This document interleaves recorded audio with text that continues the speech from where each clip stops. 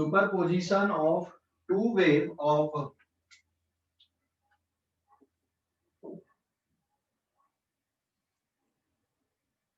slightly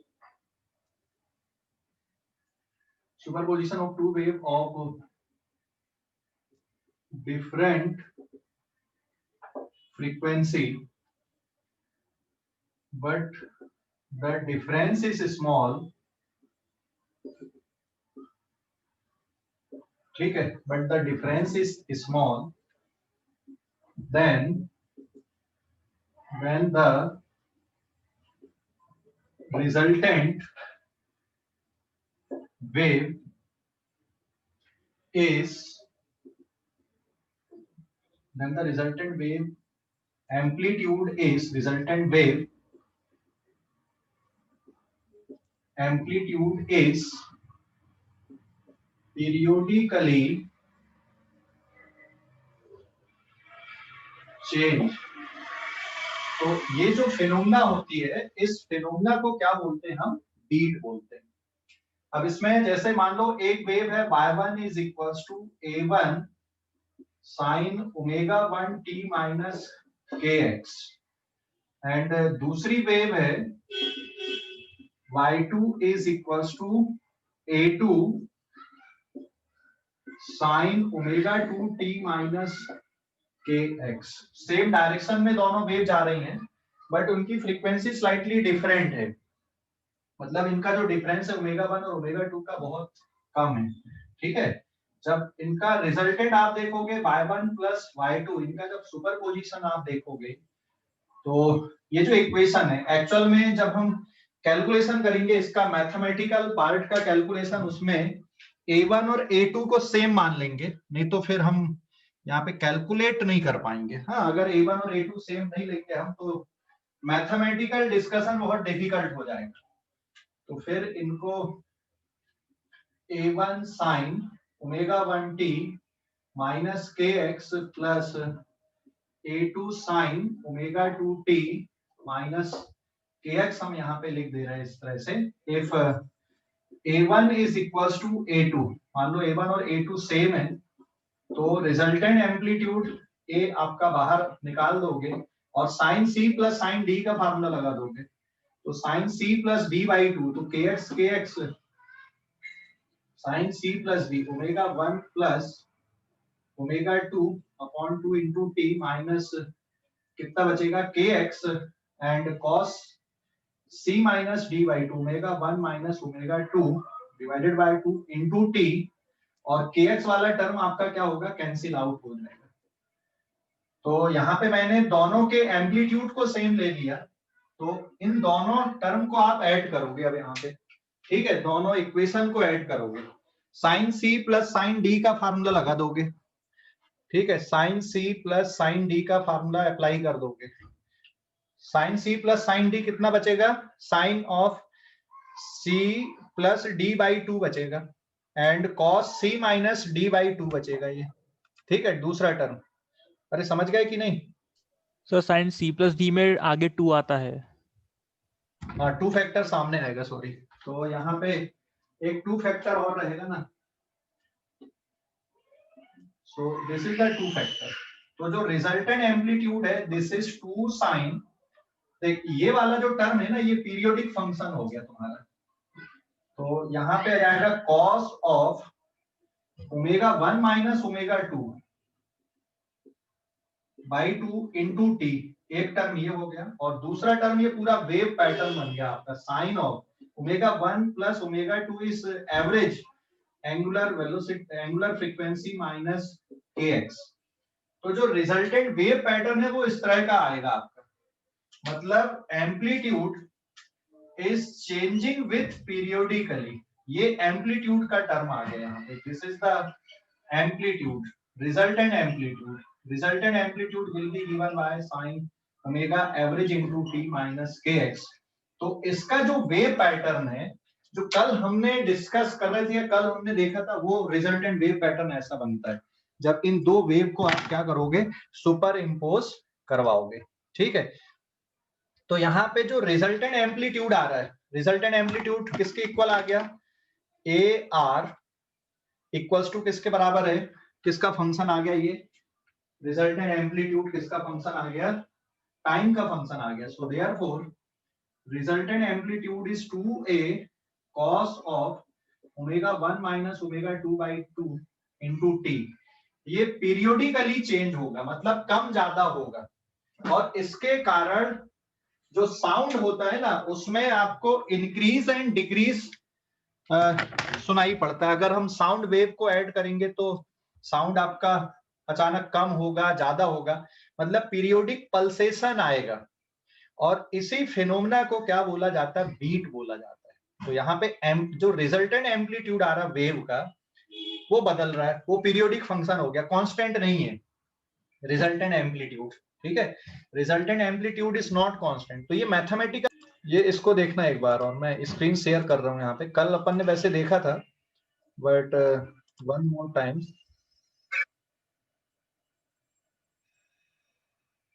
ये दो sound ले रहे हैं ये ऑफ ऑलमोस्ट सेम फ्रीक्वेंसी.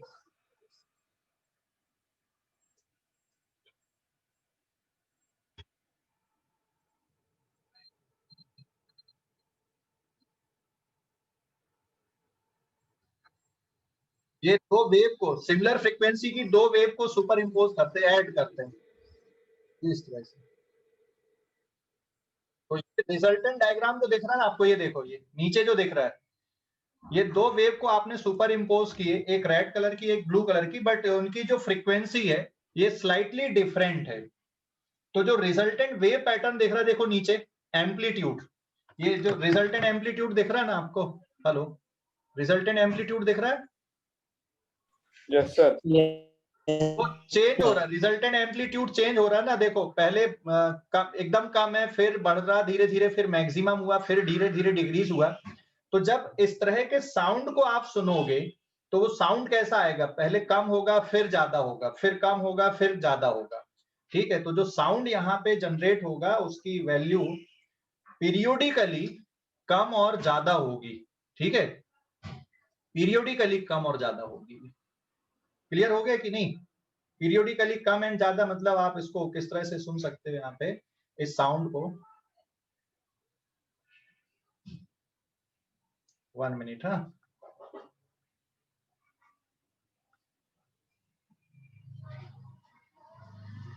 जो साउंड आपको ऑब्जर्व होगा ना, ये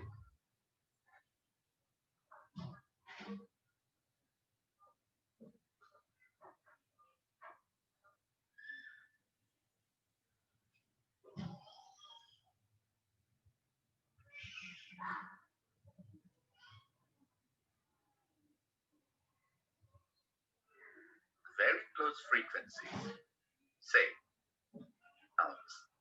successive beat.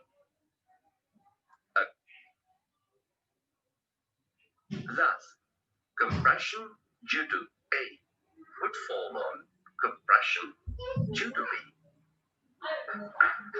Teddy loves tug of war. In his lifetime, he will pull hundreds of tons. That's why he needs a tailored recipe from Heinz to help him stay fit. Heinz UIN.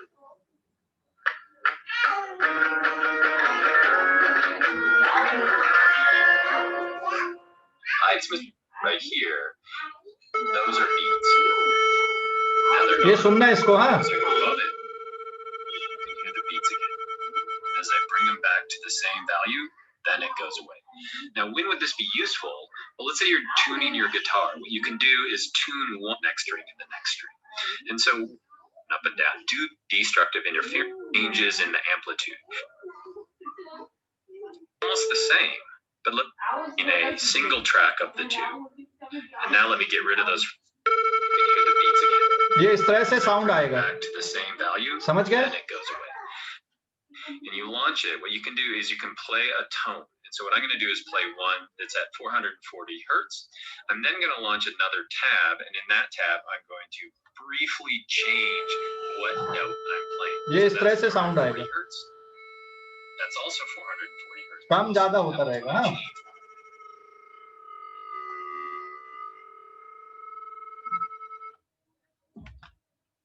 समझ गए? देख जहां पे amplitude ज्यादा हो रहा दिख रहा है ना, ये स्क्रीन शेयरिंग आ गई क्या? Hello. Yes sir. Yes sir. हाँ, जहां देखो एक जगह एम्पलीट्यूड रिजल्टेंट वेव में एक जगह एम्पलीट्यूड ज्यादा हुआ, फिर वो धीरे धीरे कम हुआ, फिर मिनिमम हुआ, है ना? तो इस तरह से ये चेंज होता है।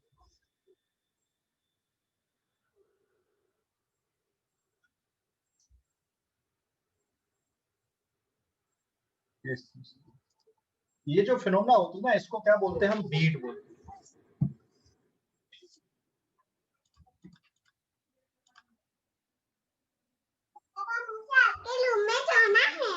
बैठो।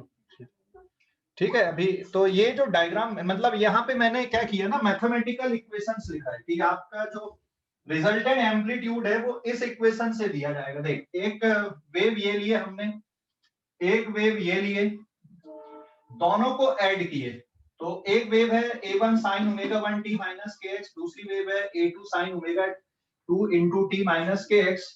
जब ये दोनों वेव सुपर इम्पोज हो रही हैं, सेम डायरेक्शन पे जा रही हैं, सेम इनकी स्पीड है, तो वेवलेंथ भी सेम है बट स्लाइटली डिफरेंट फ्रीक्वेंसी आप ले रहे हैं यहाँ पे, ठीक है ना? Slightly different frequency, is it clear? Slightly different frequency आप यहाँ पे k1 और इसको k2 भी लिख सकते हैं यहाँ पे। तो फिर ये जो टर्म आएगा आपका, this is also k1 minus k2 या k1 plus k2 by 2 into कितना बचेगा यहाँ पे, x बचेगा। और दूसरे वाले टर्म पे भी कितना बचेगा, ये minus of k1 minus k2 by 2 into x। तो 1 मिनट सर K1 इसको भी अलग अलग लिए ना अपन ने, स्लाइटली डिफरेंट फ्रीक्वेंसी। अगर फ्रीक्वेंसी डिफरेंट होगी तो नेचुरल सी बात है वेवलेंथ भी अलग ही आएगी ना दोनों की, है ना? वेवलेंथ भी अलग रहेगी ना, तो वेवलेंथ अलग ले रहे हैं, बट मतलब मैं एक जनरल केस यहाँ पे ले रहा हूँ अभी।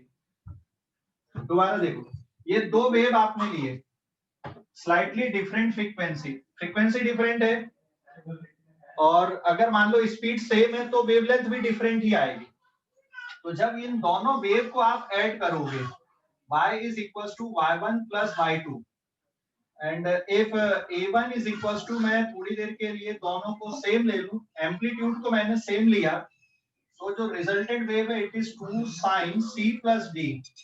तो sin c plus d मतलब omega 1 plus omega 2 by 2 minus t into k1 plus k2 by 2 into x and cos c minus d by 2, तो omega 1 minus omega 2 by 2 into T minus k1 minus k2 by 2 into कितना आएगा, ये x आएगा।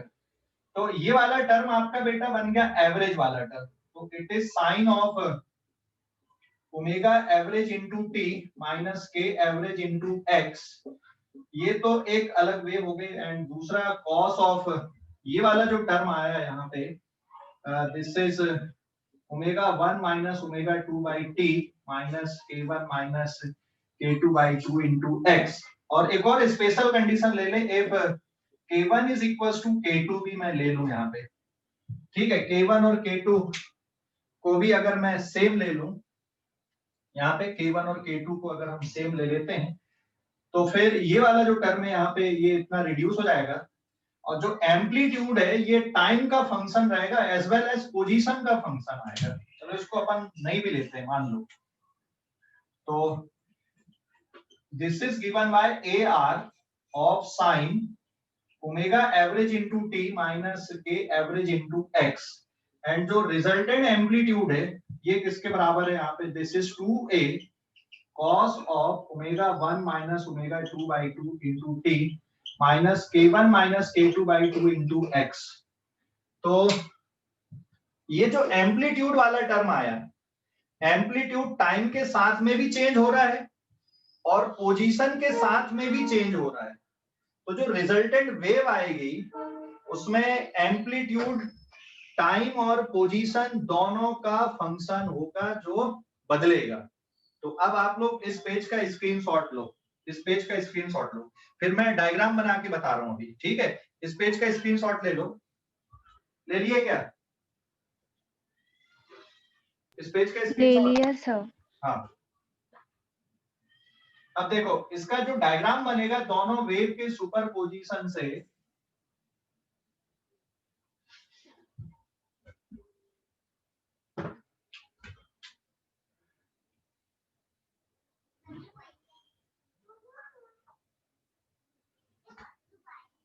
x, this is wave y1, this is wave y2.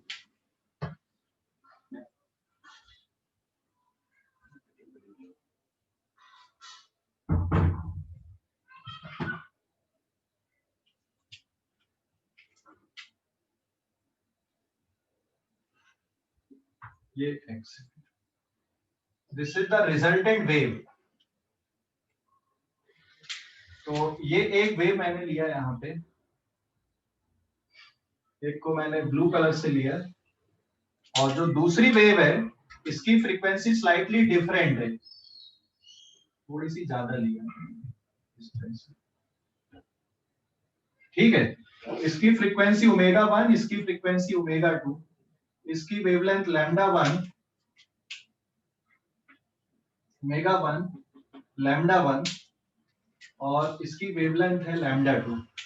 जब ये दोनों add होंगे तो जो रिजल्टेंट वेव पैटर्न है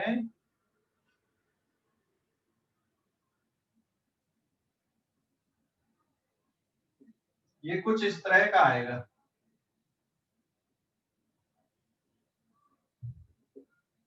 ठीक है, इसका एम्पलीट्यूड A1 और इसका एम्पलीट्यूड है A2।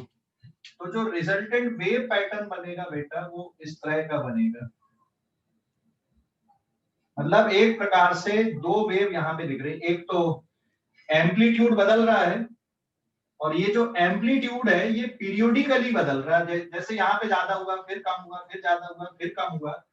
एंड इसकी जो मैक्सिमम वैल्यू है ये किसकी इक्वल आएगी, A1 प्लस A2, और जो मिनिमम वैल्यू है ये किसकी इक्वल रहेगी, A1 माइनस A2 के। अगर हम दोनों एम्पलीट्यूड को अलग अलग लेते हैं तो मैक्सिमम एम्पलीट्यूड आएगा A1 प्लस A2 और मिनिमम वाला कितना रहेगा, A1 माइनस A2 रहेगा। और अगर ये दोनों एम्पलीट्यूड आप इक्वल ले लेते हो तो यहाँ पे रिजल्टेंट कितना मिलेगा आपको, 0 मिलेगा। तो जब दो वेव जिनकी फ्रीक्वेंसी लगभग सेम है इस तरह से सुपर इम्पोज होती हैं तो रिजल्टेंट वेव ऐसी आएगी। जैसे यहाँ पे y1 is equal to A1 sine omega 1t minus k1x, और जो दूसरी वेव है y2 is equal to A2 sine omega 2t2 minus k2x। ठीक है, और इन दोनों को ऐड करने पे ये रिजल्टेंट वेव आएगी इस तरह से। This is the resultant wave. So resultant amplitude मैंने इस तरह से लिख दिया, और sine of omega average minus T and K average into X के फॉर्म पे, एंड जो रिजल्टेंट एम्पलीट्यूड है it is A1 plus A2 और A1 माइनस A2 के फॉर्म पे ये चेंज हो रहा है, तो मैं इसको सिंपली 2a लिख दूं यहाँ पे, and this is cos of omega 1 minus omega 2 by 2 into T minus k1 minus k2 by 2 into x। तो जो रिजल्टेंट एम्पलीट्यूड है देखो ये पोजीशन और टाइम दोनों का फंक्शन हो गया, धीरे धीरे इस तरह से चेंज हो गया। तो ये दो वेव के सुपरपोजिशन से जो रिजल्टेंट वेव पैटर्न मिलेगा वो इस तरह का मिलेगा। अगर मान लो ये साउंड सोर्स है, जैसे ये भी एक अलग साउंड सोर्स है और ये भी एक अलग साउंड सोर्स है, ठीक है। मान लो ये जो साउंड सोर्स है this is for guitar 1 and this is the sound source for violin, ठीक है। this is for guitar and this is for violin। जब इन दोनों को ट्यून करोगे अगर फ्रीक्वेंसी अलग अलग है तो इसका साउंड कैसा होगा, इस तरह से होगा, कम ज्यादा होगा। तो ये जो फिनोमेना होती है इसको बीट बोलते हैं। तो जो म्यूजिक कंसर्ट होते हैं ना, सबसे पहले देखना वो कोई गाना बज रहा है उसके पहले ट्यून करते हैं अपने डिवाइसेस को, गिटार, वायलिन, तबला, हारमोनियम, इन सबको ट्यून करते हैं। ट्यून करने का मतलब क्या हो गया, सभी की फ्रीक्वेंसी एक जैसी होनी चाहिए, और सभी की फ्रीक्वेंसी अगर एक जैसी होगी तो इस तरह से पल्सेशन नहीं आएगा। फिर जो इंटरफियरेंस होगा वो किस टाइप का होगा, कंस्ट्रक्टिव वाला होगा। जैसे यहाँ पे देखो ये दोनों अगर मिलेंगे तो यहाँ पे कौन सा इंटरफेरेंस होगा, डिस्ट्रक्टिव, है ना। और अगर ये यहाँ पर मिल रहा है तो दोनों के क्रिस्ट क्रिस्ट मिल रहा है, इसका मतलब जो इंटरफेरेंस होगा वो कौन सा वाला होगा, कंस्ट्रक्टिव वाला होगा। तो यहाँ पे this is for constructive interference and this is for destructive interference. ये डिस्ट्रक्टिव इंटरफेरेंस है जहां पे आउट ऑफ फेज में वेव मिलती है। तो म्यूजिक कंसर्ट में भी यही होता है, पहले तो सभी इंस्ट्रूमेंट को ट्यून करते हैं, मतलब सबकी फ्रीक्वेंसी को बराबर करते, देखना वो तार को एडजस्ट करेंगे, और नहीं तो फिर आपको जो साउंड क्वालिटी है म्यूजिक कंसर्ट है उसमें मजा नहीं आएगा इस तरह से, ठीक है। तो इसको ट्यून करेंगे, ट्यून करेंगे मतलब दोनों की फ्रीक्वेंसी मैच करेंगे, और जब ये दोनों की फ्रीक्वेंसी मैच हो जाएगी तो पूरा की पूरा या तो पूरा कंस्ट्रक्टिव इंटरफेरेंस हो गया, पूरा डिस्ट्रक्टिव होगा, दोनों साथ में नहीं आएंगे या कोई बीच वाली कंडीशन आएगी ट्यून करने के बाद में, ठीक है ना, समझ गए। तो बीट उसमें जनरेट नहीं होंगे। तो बीट जो फिनोमेना है ये जरूरी नहीं है कि सिर्फ साउंड वेव के लिए होगा, ये इलेक्ट्रोमैग्नेटिक वेव के लिए भी होती है बीट, बट इलेक्ट्रोमैग्नेटिक वेव की जो बीट होती है वो हम सुन नहीं पाते या ऑब्जर्व नहीं कर पाते। एक्चुअल में हमारे जो कान होते हैं, human ear, normal human ear, ये 10 हर्ट्ज तक के वेरिएशन को आइडेंटिफाई कर सकता है, उससे ज्यादा के वेरिएशन को आइडेंटिफाई नहीं कर सकता। मतलब अगर हमको बीट सुनना है साउंड वेव के लिए, तो दोनों वेव में जो फ्रीक्वेंसी का डिफरेंस है वो लगभग 10 हर्ट्ज का होना चाहिए, तो हमारे कान उसको सुन पाएंगे, ठीक है। This is wavelength lambda 1। So normal human ear can differentiate frequency up to 10 hertz। 10 hertz तक के फ्रीक्वेंसी डिफरेंस को क्या कर सकते, डिटेक्ट कर सकते, कैन डिटेक्ट या can detect difference frequency up to 10 hertz.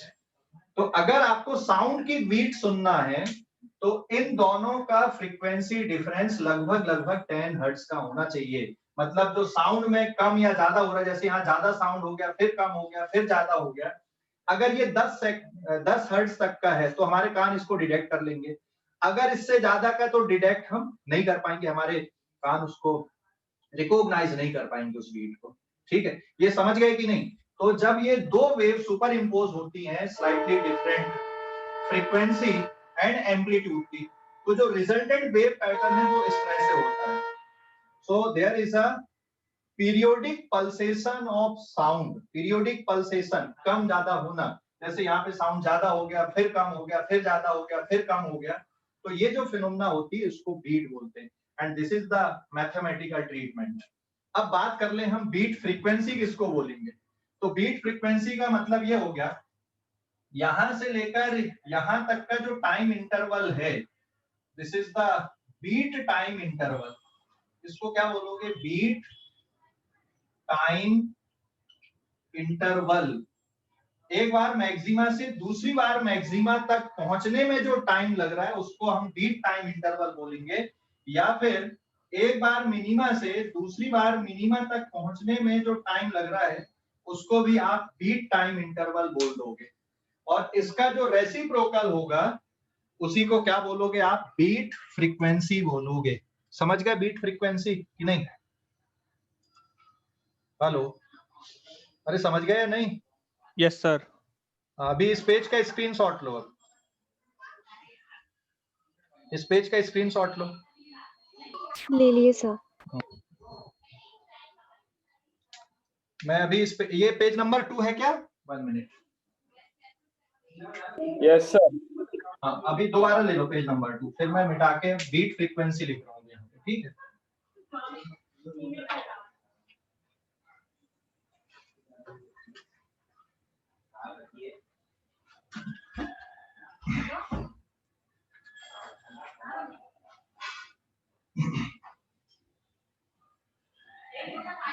Sir हाँ सर वो रिजल्टेंट एम्पलीट्यूड 2a cos कैसा आया, साइन का फंक्शन था तो? दोनों को ऐड करना। अरे sine C plus sine D का फार्मूला लगाएगा ना। चल देख, ये इस तरह से बनेगा, y इक्वल्स टू, इसको ऐड करना तू, sine C plus sine D क्या होता है 2 sin c plus d by 2 2 sin c plus d by 2 into cos c minus d by 2. d/2। ठीक है, c किसके बराबर है, omega 1 t minus k1 x, और d किसके बराबर है, omega 2 t minus k2 x। ठीक है, इसमें ओमेगा एवरेज किसको ले रहा है, omega 1 plus omega 2 by T को, एंड k एवरेज किसको ले रहे हो, k1 प्लस k2 बाई 2 को। ठीक है, समझ गया अभी? Yes sir. और इसका एम्पलीट्यूड a1 और इसका a2 है, तो दोनों को एम्पलीट्यूड सेम लोगे तब तो ये मैथमेटिकली लिख पाओगे, नहीं तो मैथमेटिकली इनका सम हम नहीं लिख पाएंगे। एम्पलीट्यूड को सेम लेकर ही मैथमेटिकली आप लिख पाओगे इसको। ठीक है, समझ गया अभी? Yes sir. तो जो रिजल्टेंट वेव आ रहा था ना, आपका जो पैटर्न है रिजल्टेंट पैटर्न, ये इस तरह से, इन दोनों को ऐड करने के बाद में ये ऐसे, ये रिजल्टेंट सम है वेव का। तो यहाँ पे देख दो टाइप की वेव दिख रही है, एक तो ये हो रहा है ऐसा, तो ये जो वेव ऐसी दिख रही है ये बीट फ्रीक्वेंसी वाली बनेंगी, और ये जो कम ज्यादा हो रहा है ना, ये एम्पलीट्यूड में टाइम के साथ वेरिएशन हो रहा है। ठीक है, तो जो एम्पलीट्यूड है वो भी टाइम और पोजीशन का फंक्शन हो गया यहाँ पे। क्लियर हो गया ना, इसलिए ये मैंने लिखा था यहाँ पे। अब मैं मिटा दूं इसको ना, किसने पूछा था ये? हेलो, हो गया सर। देख ये वाली जो फ्रीक्वेंसी, ये जो फ्रीक्वेंसी तुमको दिख रही है, दिस इज ओमेगा एवरेज वाली दिख रही है, और यहाँ पे जो वेवलेंथ दिख रही है के एवरेज वाली दिख रही है, और ये वाला जो पार्ट है ये, this is for omega 1 minus omega 2 वाला पार्ट है। समझ गया? हेलो, अरे समझ गया कि नहीं? Yes sir. हाँ, तो ये एक पार्ट ये वाला हो गया ऐसा, तो ये है ओमेगा 1 माइनस ओमेगा 2 वाला पार्ट, और यहां पर का जो पार्ट दिख रहा है ये कौन सा दिख रहा है तुमको, ओमेगा एवरेज वाला दिख रहा है। ठीक है, ठीक है, इसका ले लो स्क्रीनशॉट ले लो, तो वो ध्यान में रहेगा कि ओमेगा 1 माइनस ओमेगा 2 कौन सा, और ओमेगा एवरेज और के एवरेज वाला पार्ट कौन सा। तो ये अंदर जो दिख रहा है तुमको ये एवरेज वाले हो गए, और ये डिफरेंस वाले हो गए। ठीक है, तो बीट टाइम पीरियड किसको बोलोगे, यहां से लेकर यहां तक जो टाइम है, this is called beat time interval. Beat time interval, समझ गया ना? बीट टाइम इंटरवल किसको बोल रहे हैं हम?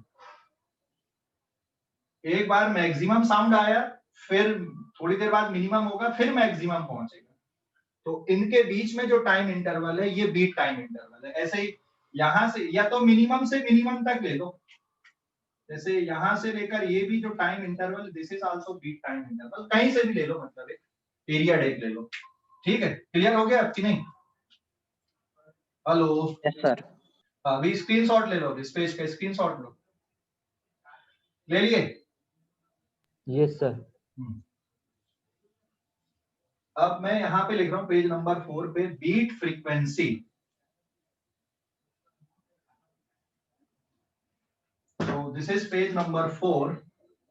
बीट फ्रीक्वेंसी कैसे लिखोगे? नाउ देयरफॉर बीट फ्रीक्वेंसी, या तो एफबी से आप इसको डिनोट कर दोगे बीट फ्रीक्वेंसी, या सिंपली बी से। तो beat frequency is equals to f1 minus f2, या omega B is equals to omega 1 minus omega 2। मैंने यहाँ पे एग्जैक्ट माइनस का साइन नहीं लगाया, ये हो सकता है कि f1 बड़ा हो या f2 बड़ा हो, तो जो भी डिफरेंस आएगा वो बीट फ्रीक्वेंसी कहलाएगा। एंड बीट टाइम पीरियड किसके बराबर आएगा यहाँ पे? Beat time period, beat time period ये किसके बराबर होगा, dB is equal to reciprocal of beat frequency, या 1 अपॉन मॉड के अंदर ले लो f1 माइनस f2, या फिर यहाँ पे आपको मॉड लेना पड़ेगा f1 माइनस f2। अगर मॉड लिए तो माइनस साइन नहीं आएगा क्योंकि frequency is not a negative quantity, इसलिए यहाँ पे मैंने ये वाला सिंबल लगाया था। जो वैल्यू बड़ी होगी उसमें से सब्ट्रैक्ट करना है, ठीक है। अब जैसे ये एक एग्जांपल ले लूं मैं, मान लो एक वेव की फ्रीक्वेंसी है 400 हर्ट्ज और दूसरी वेव की फ्रीक्वेंसी है 405 hertz. So therefore what is beat frequency, beat frequency कितनी आएगी, f1 minus f2।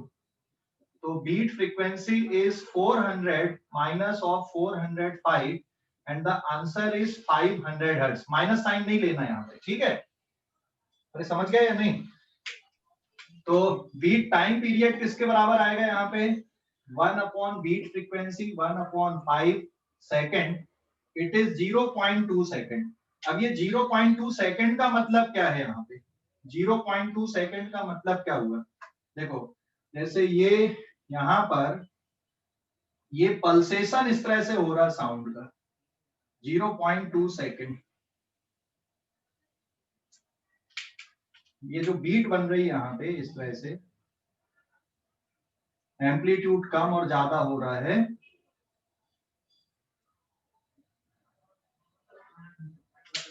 This is 0.2 second, मतलब यहां से लेकर यहां तक का जो टाइम इंटरवल है ये कितने का, 0.2 सेकेंड। इसको एक्सप्लेन करो जरा, इसका मतलब क्या हुआ, 0.2 सेकेंड का मतलब क्या, बताओ जरा। सर एक लो बीट से सेकंड लो बीट में जाने के लिए 0.2 सेकंड लगेगा। हाँ, एक लो बीट नहीं बोलेंगे, लो एम्पलीट्यूड से नेक्स्ट लो एम्पलीट्यूड तक जाने पे या मिनिमम एम्पलीट्यूड तक जाने में जो टाइम लगेगा वो 0.2 सेकेंड का है। मतलब एक बार आपको मिनिमम साउंड सुनाई दिया, फिर अगली बार जो मिनिमम साउंड आएगा कितनी देर बाद आएगा, 0.2 सेकेंड बाद आएगा, ठीक है, समझ गया। हाँ, तो यही है, ये बीट है यहाँ पे। अभी क्लियर हो गया बीट का ये मतलब, यस सर। फ्रीक्वेंसी कैसे कैलकुलेट कर रहा है, बीट टाइम पीरियड कैसे कैलकुलेट कर रहा है ना।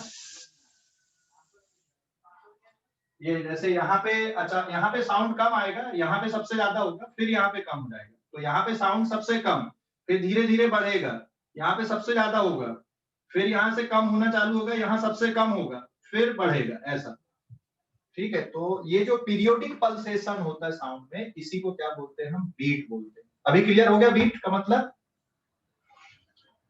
हेलो, अरे क्लियर हो गया कि नहीं। Yes sir.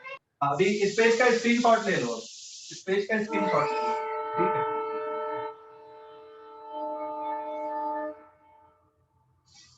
ले लिए। हाँ सर। हाँ सर।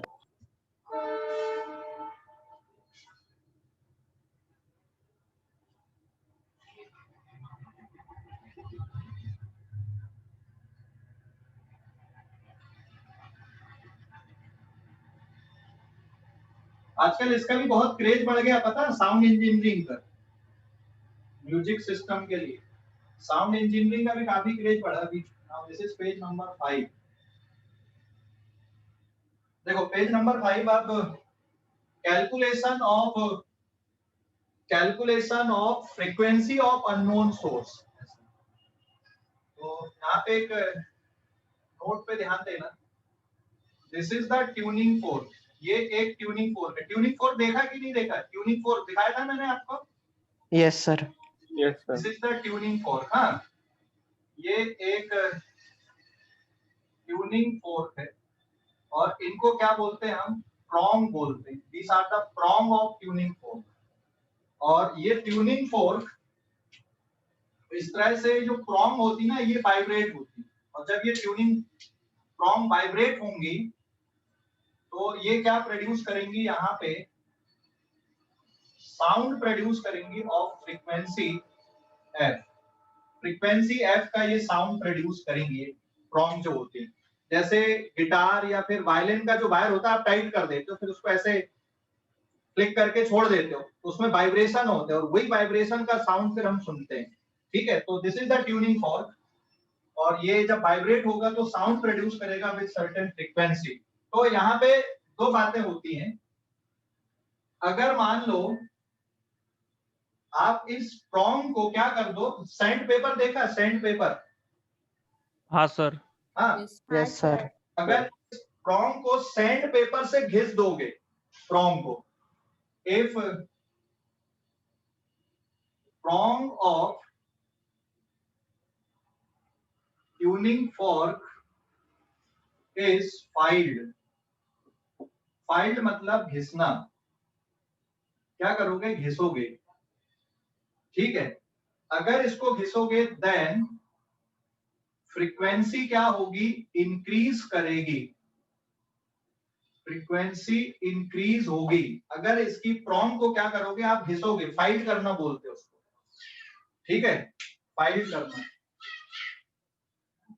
या रब कर दोगे सैंड पेपर से, प्रॉन्ग्स को पतली कर दोगे, तो फ्रीक्वेंसी ऑफ ट्यूनिंग फोर्क क्या होगा, बढ़ जाएगी। मान लो इसकी original frequency, suppose the original frequency is 400 hertz है, हमने मान लिया, तो अगर घिसोगे देन जो न्यू फ्रीक्वेंसी आएगी it is greater then 400 hertz. अब इसकी फ्रीक्वेंसी बढ़ जाएगी, 400 हर्ट्ज से ज्यादा हो जाएगी। और एक और टर्म यहाँ पे यूज किया जाता है जिसको बोला जाता है, if prong of tuning fork is loaded or waxed, मतलब इसकी prong पे थोड़ी थोड़ी मोम चिपका दो, आप मोम लगा दो, ठीक है, waxed या फिर loaded, then frequency क्या होगा, then frequency is decreases, क्या हो जाएगी, फ्रीक्वेंसी डिक्रीज कर जाएगी, ठीक है, डिक्रीज हो जाएगी, मतलब एफ डैश क्या होगा यहाँ पे, देन एफ डैश क्या आएगा बेटा यहाँ पे, एफ डैश फ्रीक्वेंसी डिक्रीज होगी, it is less than 400 hertz. तो दो केस होते हैं ट्यूनिंग फोर्क के लिए, कि एक होता लोड करना और एक होता फाइल करना, ठीक है, जिसको घिसना बोलते हैं, आप सैंड पेपर से घिस दो, और एक होता लोड करना, आप मोम लगा दो उसके ट्यूब प्रॉन्ग पे, ठीक है, समझ गए कि नहीं, हेलो, यस सर। ठीक है। तो अगर फाइल करते हो, घिसते हो, तो फ्रीक्वेंसी इंक्रीज होती है, और अगर लोड करते हो तो फ्रीक्वेंसी डिक्रीज होती है। फैक्ट को याद रखना। अब इस फैक्ट का यूज करेंगे हम अननोन ट्यूनिंग फोर्क की फ्रीक्वेंसी को फाइंड आउट करने के लिए, यूजिंग द बीट फिनोमेना, ठीक है। इस पेज का स्क्रीनशॉट ले लो, ले लिए, देन देखो अभी पेज नंबर 6 पे आते हैं अपन, लेकिन यहाँ पे ना कोई फार्मूला नहीं है डायरेक्ट, आपको लॉजिक लगाना पड़ेगा कैलकुलेशन के लिए। मैं इसको मिटा देता हूँ अब यहाँ पे, ठीक है, पेज नंबर 6 पे आते हैं अपन। कोई डायरेक्ट फार्मूला नहीं है अभी हमारे पास में। यहाँ पे क्वेश्चन अब ये ले रहा हूं मैं यहाँ पे, now this is page number 6। Situation ये दी है, क्वेश्चन आप ले लो। Suppose we have two tuning fork, और जब इनको एक साथ आप साउंड कर रहे हो, इसकी फ्रीक्वेंसी f1, इसकी फ्रीक्वेंसी है f2, ठीक है, एंड इसकी फ्रीक्वेंसी सपोज 400 हर्ट्ज है, बट इसकी फ्रीक्वेंसी अननोन है। when sounded together, जब इन दोनों को एक साथ आप साउंड कर रहे हो, तो जो बीट बन रही है this is equal to 4 hertz. 4 hertz की बीट आ रही है, समझ गए ना।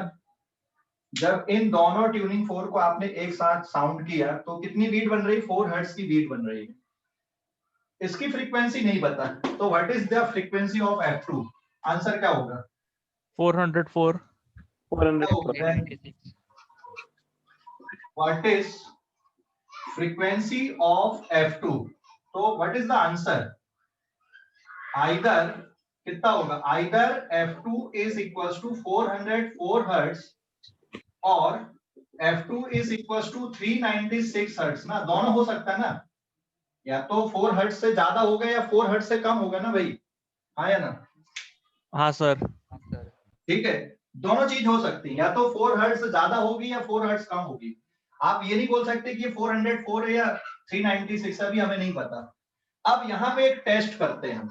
अब वो टेस्ट क्या है, यहाँ पे जो टेस्ट है, नाउ नाउ ये जो ट्यूनिंग फोर्क है ना, इसको मैं नाम दे दूं कि ये ए है, this is A and this is B. Now tuning fork B is loaded and again sounded together. It is observed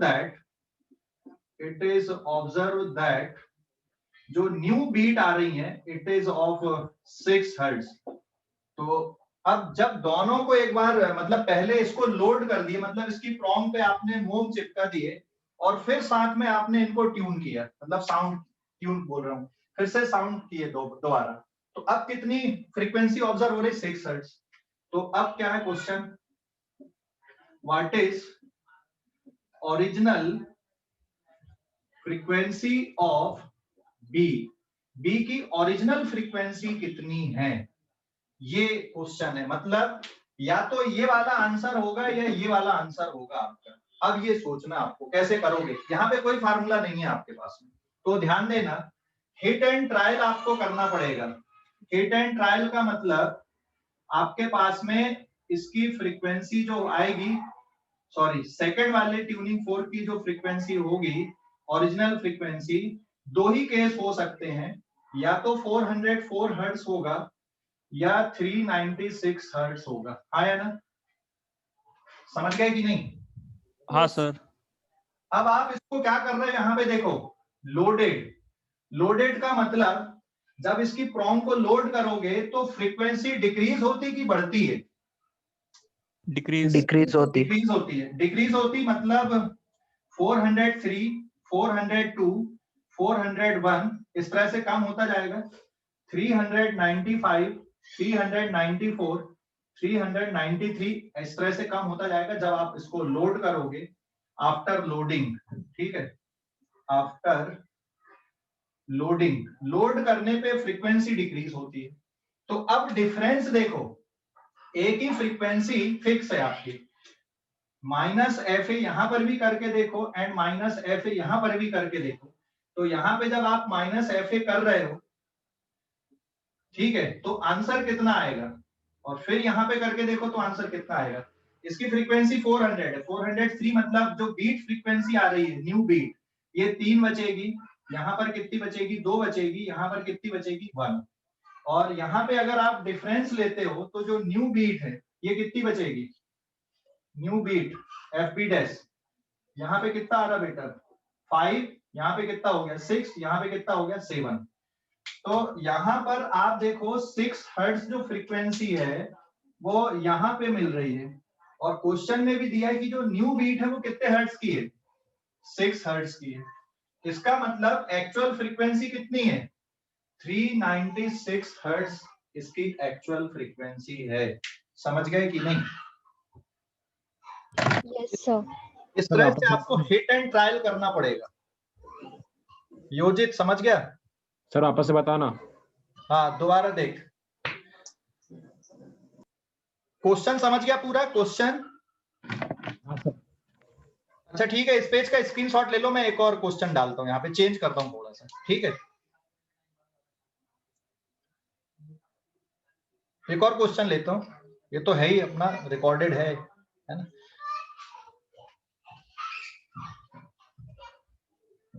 ले लिए क्या, स्क्रीनशॉट ले लिए क्या? हाँ सर. मैं यहाँ पे इसको मिटा देता हूँ.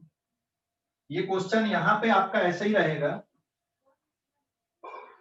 इसको मैं लिख देता हूँ यहाँ पे. अभी कितनी बीट बन रही थी, 4 हर्ट्ज बीट बन रही थी, एंड देन यहाँ पे क्या लिख रहा है, इफ बी इज फाइल्ड, मतलब आप बी को क्या कर दे रहे हैं, घिस दे रहे हैं.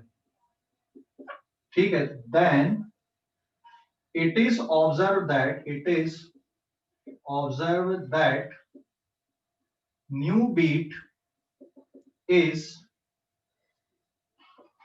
2 hertz, 2 hertz की न्यू बीट बन रही. then find original frequency of B, B की ओरिजिनल फ्रीक्वेंसी आपको बताना है। तो आपके पास बेटा दो ही चॉइस है यहाँ पे बी की ओरिजिनल फ्रीक्वेंसी के लिए। कौन कौन सी चॉइस है?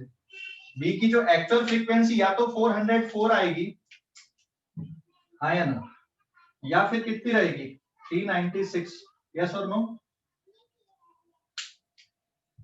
अरे हाँ या ना, Yes, ध्यान sir. दो तुमने इसको। अब यहाँ पे क्या कर रहे हैं आप, इसको फाइल कर रहे हो। अगर इसको फाइल कर रहे हो तो फिर एफ बी की जो फ्रीक्वेंसी है वो बढ़ेगी, है ना, न्यू फ्रीक्वेंसी बढ़ जाएगी ना।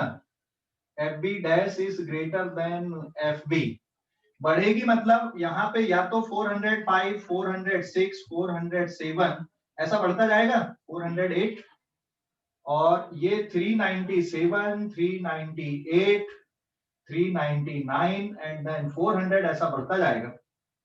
तो ये कब कंडीशन आ रही है? व्हेन फाइल्ड, जब आप इसको फाइल कर रहे हो, घिस रहे हो, तो फ्रीक्वेंसी बढ़ेगी। तो यहाँ पे क्या करना, आपको डिफरेंस लेना है एफ से, यहाँ पे आपको डिफरेंस लेना और न्यू बीट आपको ऑब्जर्व करना है, कितना आएगा, यहाँ पे कितना आएगा, यहाँ कितना आएगा, यहाँ कितना आएगा, ये ऑब्जर्व करना। एफ ए की वैल्यू आपको पता है कि ये 400 है, ये 400 है, ये 400 है, डिफरेंस लेके देखना, ठीक है। This is 400, this is 400, this is 400, this is 400, तो डिफरेंस देखो कितना आ रहा है यहाँ पे डिफरेंस हो गया 5, यहाँ पे हो गया 6, यहाँ पे हो गया 7, यहाँ पे हो गया 8। अरे हाँ या ना, जवाब देना। और यहाँ पे डिफरेंस Yes, sir. कितना हो गया 3, यहाँ पे हो गया 2, यहाँ पे कितना हो गया 1। तो जो 2 हर्ट्ज मिल रहा है आपको, वो कहाँ पे मिल रहा है? 2 हर्ट्ज देखो इधर तो बढ़ते जा रहा भाई, 2 हर्ट्ज वाला केस ये वाला आ रहा है कि नहीं आ रहा? Yes, sir. अरे डिक्रीज की इंक्रीज किया अपन ने, उल्टा लिख दिया क्या मैंने ये? हाँ, फाइल घिसने से फ्रीक्वेंसी बढ़ती, बराबर है। तो 2 हर्ट्ज यहाँ पे मिल रहा है आपको, तो which is the actual frequency, बताओ जल्दी से। Actual frequency 396. so therefore actual frequency is FB की जो ओरिजिनल फ्रीक्वेंसी है, इट इज 396 हर्ट्ज है। अभी समझ गए या नहीं? सर 398 होगा ना? नहीं, ये तो घिसने के बाद आई है ना, ओरिजिनल बोला, ओरिजिनल फ्रीक्वेंसी 404 रहेगी या 396 रहेगी, या तो ये वाला आंसर होगा या 396 वाला होगा, ये तो घिसने के बाद आई है ना। हेलो, समझ गया? हाँ सर। हाँ, अभी इस पेज का स्क्रीनशॉट ले, एक क्वेश्चन और बताता हूँ, इस पेज का स्क्रीनशॉट ले लिए? ले लिए हाँ क्या? सर। अभी देखो पेज नंबर 7 है ना। अब मैं क्या कर रहा हूं यहाँ पे, if A is filed and new frequency observe is 2 hertz, बाकी सब कुछ सेम रहने दिया, what is the frequency of B. Original की जरूरत ही नहीं, क्योंकि आप ए को छेड़ रहे हो, बी को कुछ नहीं कर रहे, फाइंड फ्रीक्वेंसी ऑफ बी, ठीक है। आपने अब बी को कुछ नहीं किया, ए को छेड़ रहे हो, आप ए को चेंज कर रहे हो, तो ए को चेंज कर रहे हो, तो यहाँ पे क्वेश्चन का जो सॉल्यूशन है एफबी में, तो ठीक है, हमको उतना ही आएगा एफबी। तो यहाँ पे आप अब किसकी फ्रीक्वेंसी लिखोगे, ए की फ्रीक्वेंसी से माइनस एफ बी करोगे और न्यू बीट ऑब्जर्व करोगे, F A minus F B, ठीक है। 2 बार आपको, एक बार एफ बी अलग लेना, एक बार एफ बी आपको अलग लेना है। ये बदल रहा है, एफ ए डैश, यहाँ पे एफ ए डैश, तो एक बार आपने कितना लिया 400, और यहाँ पे एक बार आपने, ये तो फिक्स हो गया आपका, this is again it is 400, बराबर है। और यहाँ पे -3, यहाँ पर भी आप कितना ले लेना, 404 ले लेना, और यहाँ पे आपको 396 लेना है, and this is the answer 4 and this is the answer 4। लेकिन चेंज किसको कर रहे हैं, क्योंकि आप फाइल कर रहे हैं तो फ्रीक्वेंसी बढ़ेगी, आया ना, F A dash is greater than F A, तो ये अब बन जाएगा 401, 402, 403, और ये 401, 402, 403, लेकिन ये वाली जो वैल्यू है आपकी, ये तो 404 से ही लेके करना पड़ेगा। 404, तो आंसर कितना आ गया? 3 यहाँ पे हो गया, 2 यहाँ पे हो गया, 1, यहाँ पे 396 से ही लेके करना पड़ेगा। 396, यहाँ पे आंसर कितना हो गया? 5, यहाँ पे कितना हो गया? 6, और यहाँ पे कितना हो गया? 7। अब देखो 2 हर्ट्ज कहाँ पे मिल रहा है आपको? ये मिल रहा है, तो therefore frequency of B is 2 hertz. तो यहाँ पे 2 हर्ट्ज का आंसर आ रहा है न्यू फ्रीक्वेंसी में। इसका मतलब बी की जो फ्रीक्वेंसी है वो कितनी है? Frequency of B is 404 hertz is the frequency of B. समझ गए? Hit and trial. हेलो, अरे समझ गए या नहीं? देख लो अभी, समझ गए या नहीं? सर लो, क्वेश्चन आंसरिंग करो अभी। भाई इसके पहले 396 था ना, पर अभी तो 404 कैसे हो गया? क्वेश्चन बदल दिया ना मैंने। क्वेश्चन क्या किया मैंने? अब ए को चेंज किया ना आपने। इफ ए इज फाइल्ड, मतलब ए को घिस दिया आपने। ए को घिसने के बाद फिर से दोबारा साउंड कराए तो फ्रीक्वेंसी कितनी ऑब्जर्व हो रही? बीट फ्रीक्वेंसी कितनी आ रही? 2 हर्ट्ज, बराबर है? हाँ सर, अभी समझ गया। अभी समझ गया? हाँ सर। तो यहाँ पे 2 ही केस हो सकते हैं ना, या तो 404 आएगा या 396 आएगा। तो मैंने दोनों को लिख दिया, 404, 396, क्योंकि आपने बी को कुछ भी चेंज नहीं किया, बी को आपने छेड़ा नहीं है, तो उसकी फ्रीक्वेंसी या तो 404 रहेगी या 396 रहेगी। हाँ, लेकिन आपने ए को छेड़ दिया भाई, ए को घिस दिया, ए की प्रोम को, तो उसकी फ्रीक्वेंसी अब बढ़ जाएगी। तो 400 पहले से पता थी आपको, तो 401 होगी, 402 होगी या 403 होगी, हमें भी नहीं पता कितनी बढ़ते जा रही। तो मैंने वो हिट एंड ट्रायल से वैसा लिख दिया, और फिर हमने न्यू बीट ऑब्जर्व किया। देखो, अगर मैं 404 लेके कैलकुलेशन कर रहा हूं, तो पहले वाले केस में 4 बीट, फिर 3 बीट, फिर 2 बीट, फिर 1 बीट आ रही है। और जो दूसरा वाला केस है जिसमें 396 लेके अगर हम देख रहे हैं, तो 4 beat, 5 beat, 6 beat and 7 beat होते जाएंगी, नई वाली जो बीट है। लेकिन क्वेश्चन में क्या दिया है कि जो न्यू बीट ऑब्जर्व हो रही है आपको, वो 2 हर्ट्ज की हो रही है। तो एक्चुअल कितना आएगा फिर? 2 हर्ट्ज कहां पे मिल रहा है आपको? जब आप एफबी को कितना ले रहे हो? 404 हर्ट्ज ले रहे हो। इसलिए बी की जो फ्रीक्वेंसी है वो कितनी यहाँ पे इस क्वेश्चन में? 404 हर्ट्ज है। समझ गए? क्वेश्चन बदला हूं मैंने, ध्यान रखना, ठीक है? अरे समझ गए या नहीं? हाँ सर, समझ गया अभी। आसना, कोई डाउट है? नहीं सर। हाँ, स्क्रीनशॉट ले लो अब इस पे।